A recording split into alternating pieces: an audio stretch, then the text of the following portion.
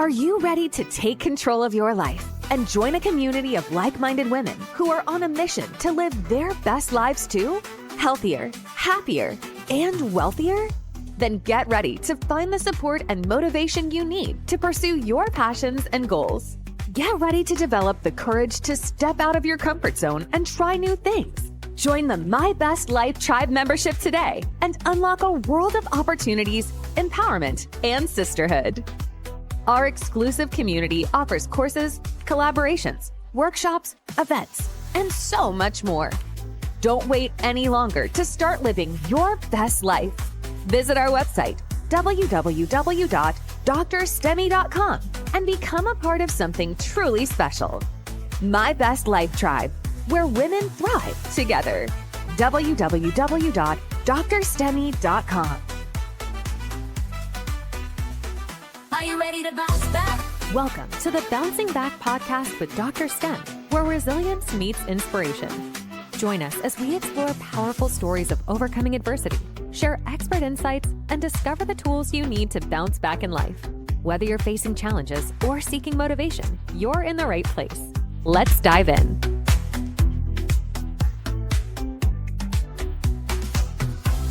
Hello, once again, and welcome to the Bouncing Back podcast. Let me tell you, I have to say this so that I can remember. So I just say to my guests, I'm like, you know what? I'm not going to go with the script. I'm just going to, go off the cuff. She's like, oh, okay. We're going to go with the spirit and not the script. I love that. Welcome to the show, Miss Rachael. Thank you so much for having me. I'm so excited. I forgot to tell you, you're wearing my best color. Green is my best color. It's my favorite. It's my logo color. So of course you came in already and prepared, right? I had to be on brand, so also my favorite color. So. Oh, Lord have mercy. So you might be wondering why I have, our guest Rachael with me today. Let me tell you, I don't know about you, but whenever I go on my Instagram or I go on my Facebook, I'm seeing this Airbnb business just like rapturing, especially for women. So she happens to be one of the best that I know that is in the business. So I decided, you know what, why don't you come and talk to us about this business of Airbnb? But before you do that, tell us a little bit about who you are. Absolutely. All right. So my name is Rachael Olivier. Let's see. What else do I share about myself? I grew up in the Caribbean, spent about 15 years there. I moved to the US in 2004. And ever since then, kind of like migrated my way from, the heat of Orlando down to the DC area, the Virginia area. About 2 years ago, I decided, to kind of venture outside of my norm, which is in consulting, and jump into that entrepreneurship life and jump into the Airbnb life. Part of why I decided to do that were many reasons. One, I wanted to kind of think about my future. Two, think about just what kind of additional income can I provide for myself to kind of set a financial nest egg, so to speak. And then really three, my primary driver is being able to retire my mom at some point very soon. That is awesome. You know what? It's one thing that every mother prays for, that they have children or a child that actually thinks about them and put them as priority. So I love that you're also doing this not only for yourself and your future family, but for your mom to retire your mom, as well. Yep. So starting the business, because there will be many women that will be glued to this and say, okay, but where do I start? How do I start? Can you take us to the beginning of how you started it and what are some of the steps that people can take? Absolutely. So first step is don't be on Instagram because it's going to influence you to start a business. So that'll be the first thing. Kidding. No, but so the way it started for me was really seeing different Instagram ads around like maybe you can operate an Airbnb, you can invest in Airbnbs. And the catch for me was like the long-term aspect of this where you're able to build wealth, you're able to get your time back and be able to spend the time the way you want it, whether it's with family, traveling, whatever you're passionate about, being able to actually do that. So the way that I actually started was seeing that. But the second part of it was basically signing up for a course where I had just kind of a preliminary, like it was a free course at the time, preliminary insight on like how do you actually do this thing? Like how do you operate like an Airbnb? Like where do you even start? So the first part where I learned was, starting with like figuring out what area you want to invest in. That was the first thing. And then from there, just being able to reach out to different owners if you're going to or what they call the Airbnb arbitrage route. Reach out to different owners, ask them if they'd be willing or open to work with you and your business and be able to operate basically like a short-term a corporate rental from their property. Oftentimes, there are owners that are very apprehensive of that, and then there are others that are like, "Well, you're going to be paying me rent anyway. You're going to be taking care of my property anyway. So why not? Like, if it's a win-win, right? Like they get to, get monthly pay, and then they get to make sure that their property is well taken care of. So a lot of owners, when they really look at it in the long term, they really are open to the idea versus a long-term tenant because it allows for them to know that their property is going to be in good hands and well maintained and well taken care of. But before I jump to really that part, one thing I have to take I have to take a step back and say is I needed to kind of also figure out like, what is starting that business? Like outside of like figuring out the property part, there's like the paperwork part, like where you actually have to put in an LLC together to be actually an operational business, but also to protect yourself. So if there's anyone that is wanting to start this journey, the very first step you do is create your LLC. Mind you, I was like, okay, what is an LLC? What does she do? Like, I had no clue what that was all about. Like, I was like, does that mean I'm now a CEO and a founder? Is that what that? It's like all these thoughts were like running through my head, and it was just so overwhelming. Yeah. So the one thing I'll say is like I've said many things, but just take it one step at a time. There's a lot of imposter syndrome in the process, and don't let that get in the way. One of the things that I did as soon as I did that free course, I did sign up for a paid one, but I ended up actually after that going to a Tony Robbins conference that really shifted my view, my perspective, and just gave me the kick in the gear because I was sitting for many months, just spinning my wheels. I was like, do I do this? Can I do this? Is it in me? And like just overcoming those thoughts and realizing like, yeah, like why not? Why not me? So just yeah, so I'm gonna leave you with that right now, but just kind of wanted to kind of share that journey and what led me to where I'm at now. Yeah, yeah. No, I love the fact that you mentioned the imposter syndrome Yeah. because, I mean, many a time the voice, that little voice within us says, I don't think I can do it. I don't have the education. Who am Yeah. I to do this? And it sounds like it's a lot of work, and it sounds like it probably won't work for me.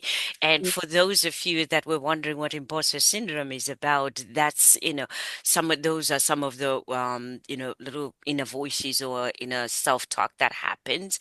And what she's saying is it's normal. You'll feel that. Mhm. But within the feeling of that, do it anyway and attend as many, programs as you can. The first one that I heard was, hey, there are free webinars out there. They're still there. The free Yeah. webinars that we talked about having a business of Airbnb, but there are also other paid, webinars that are there. So it depends on your level of, comfort and also, how much information you need. I call all of those webinars and pre-courses fire, Yeah. from within, because then once the fire is up and you're up and running, you're good. But if Yep. it's not and you still don't understand, then go for more and attend more. So Yep. right now, how many properties do you have? Talk to us about, the properties that you have, and are those open for rentals? And, I mean, I just want to know more about that. Yes. So in the process of scaling, but right now we're at 7 properties. One that's under my portfolio, meaning that that's under my company name that I'm managing. That's my baby, so to speak. And then 6 others that I'm actually managing for other people. So other people who don't want to deal with the day-to-day of Airbnb, other people who just don't really care to be part of it. I love hosting, so this is something that I really truly enjoy, and it's like just kind of a passion for me. So for a lot of owners turn to people like me who are like, Yes. hey, I don't want to do this. Like, please, please just take care of it and send me my payment at the end of the month. Thank you. So, Yes. so yes, that's where we are now. I love that because I would be one of those people that don't want to have anything to do with them. Yeah. I want to buy the property, and now that I know you, I will be like, close my eyes and say, you're good at it, and you're very passionate about it too.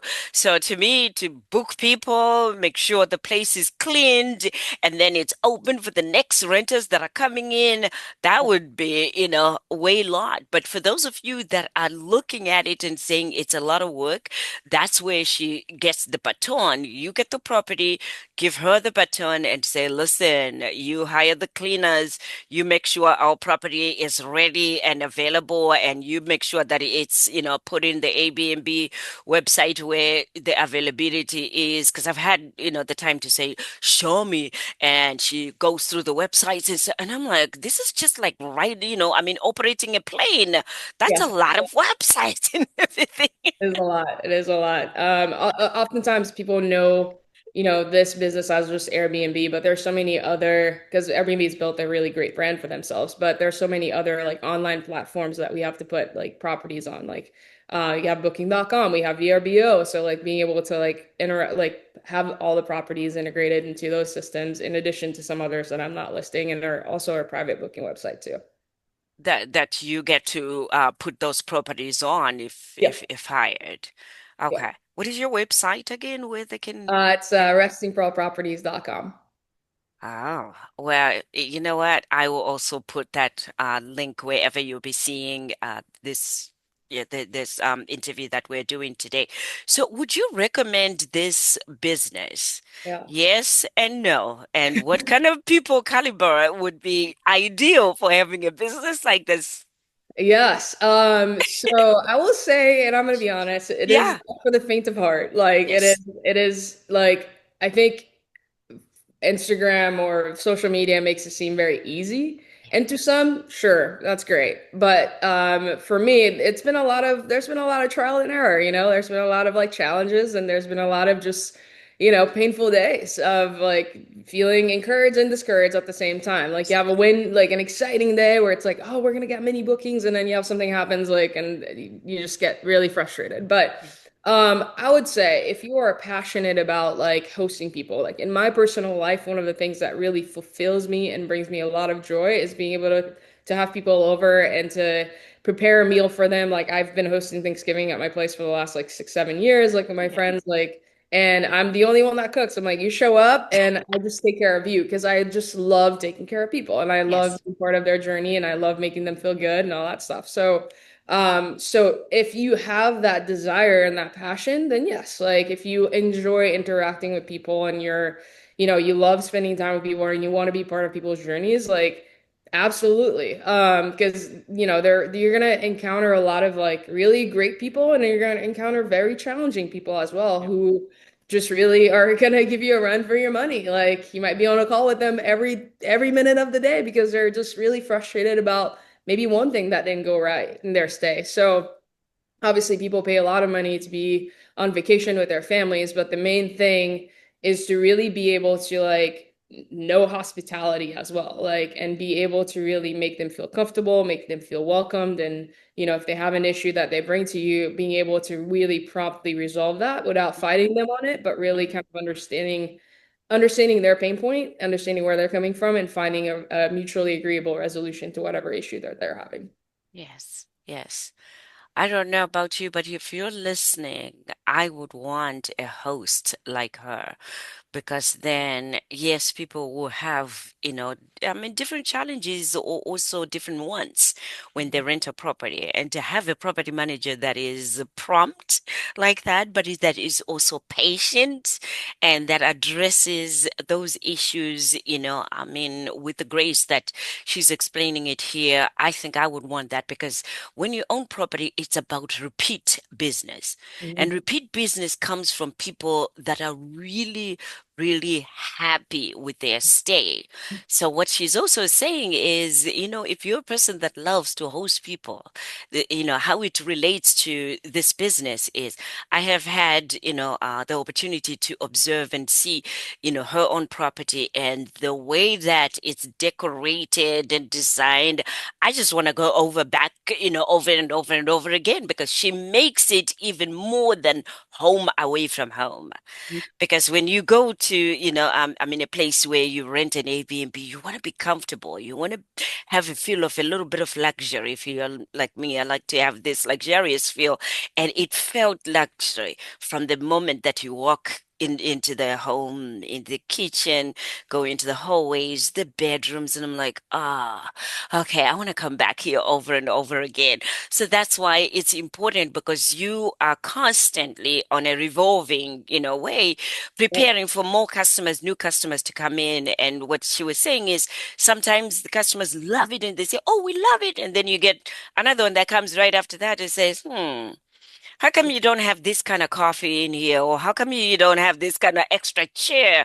Because I have an extra child in here. And it's like, okay, we gotta, figure out a way that we can accommodate that ASAP so that they can be comfortable. That's a lot. How do you handle the stress of having to deal with that? It's hard.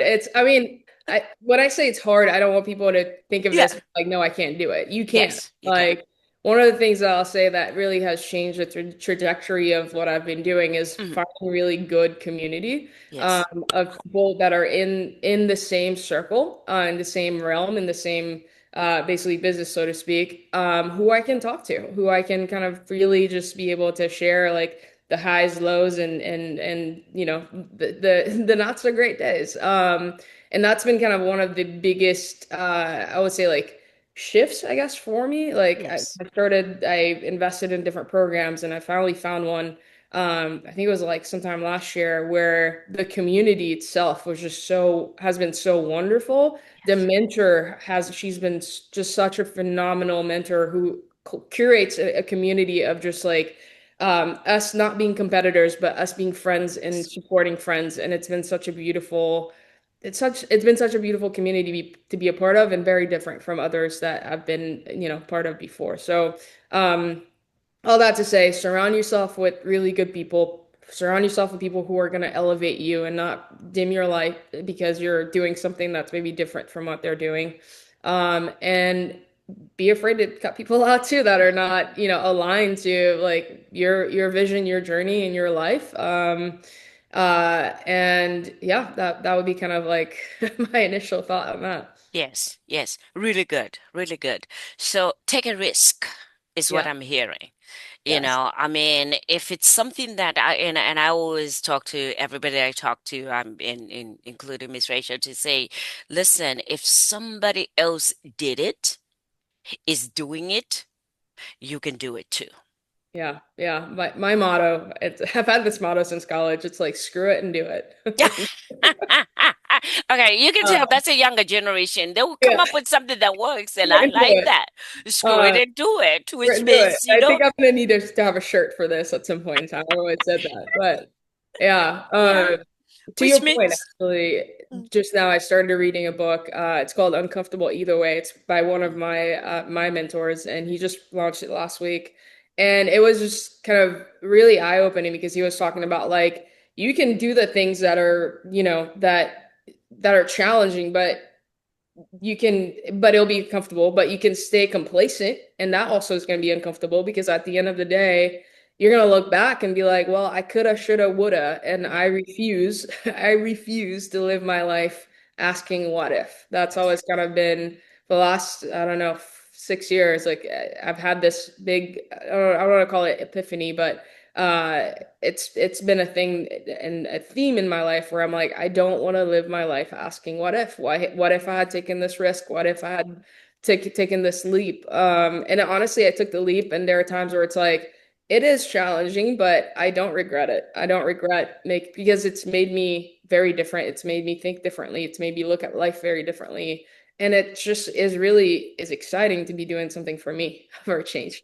So yeah, squirt and do it. What, what? For Uh, those of you in the 50s and 60s generation, screw it and do it means feel the fear and do do it it. anyway. Do it. My necklace, it was given to me by actually one of my former Airbnb guests who became one of my best friends, Yes.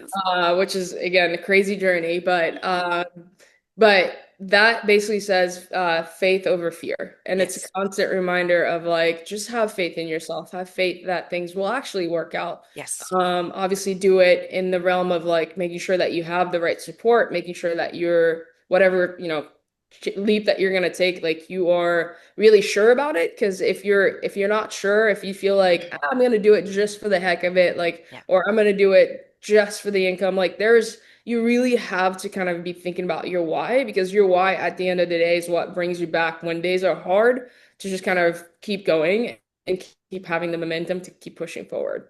Yeah. Yeah. Well said. Well said.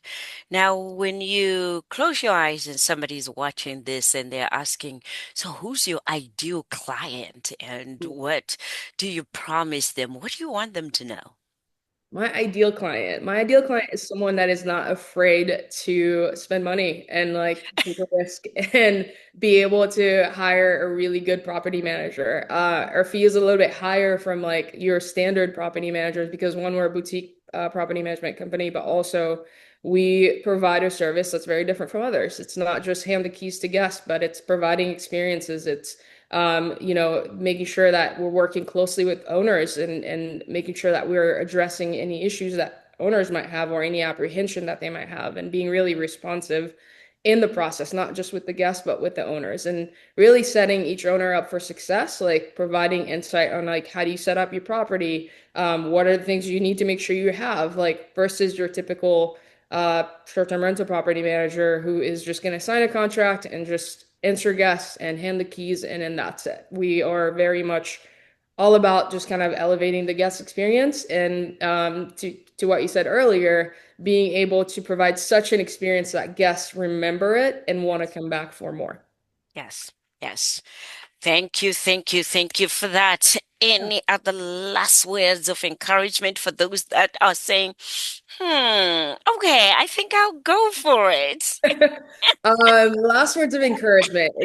Kind of again, going back to what I said earlier, just don't be afraid to take a leap of faith.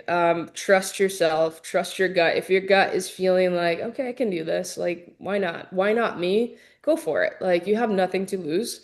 And in the process, make sure that, like I said earlier, surround yourself with people who are really going to push you forward and not hold you back. That is a very, very, very important key in this journey. And then just also like just make sure that your mindset is right. Like it's really hard to be able to move forward or do anything positive if your mindset is not in a place of abundance, a place of wanting more for yourself. If it's in a place of like, I'm gonna fail this anyway, so why am I trying? Then there's what's the point, right? Just have the confidence in yourself. Think big, dream big, and don't be afraid to dream big because no one else is going to do it for you. So don't be afraid to put down the things that you want, truly the things that you want in life without any boundaries around it. Just do it. Just do it. I love it. I love it. I am so grateful that you gave us, your time today because the reason why I called you is I wanted to normalize, owning an Airbnb, having someone to manage an Airbnb if you take the risk or the leap of faith, as you mentioned. So thank you for that because then my hope is that many people will reach out to you and say, hey, tell me again about what you said because I do have a property that I just have, in there and I haven't had even the courage to look after it, to put it together. Can you help me put it together?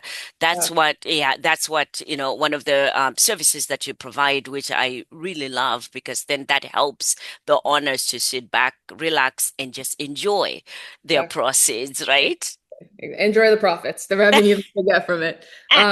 Yes. And like I'm grateful. Thank you for having me, and I'm excited, for your listeners, and if you all have any questions, please feel free to reach out via our website, restingpearlproperties.com, or you can follow us on Instagram as well. Would be more than happy to have a chat. Awesome. And I will have all the links that she mentioned for Perfect. you all to just click and Yeah. then get in touch with her, as you see fit. So until next time, thank you again for being my guest, and thank you for listening. This is Dr. Stem. And as I always say, be encouraged. That's a wrap for today's episode of the Bouncing Back Podcast with Dr. Stem. We hope you found today's episode inspiring and packed with valuable insights. Remember, no matter the challenges you face, resilience is within your reach. If you enjoyed the show, please subscribe, leave a review, and share it with your friends. Join us next time for more stories of strength and perseverance. Until then, keep bouncing back.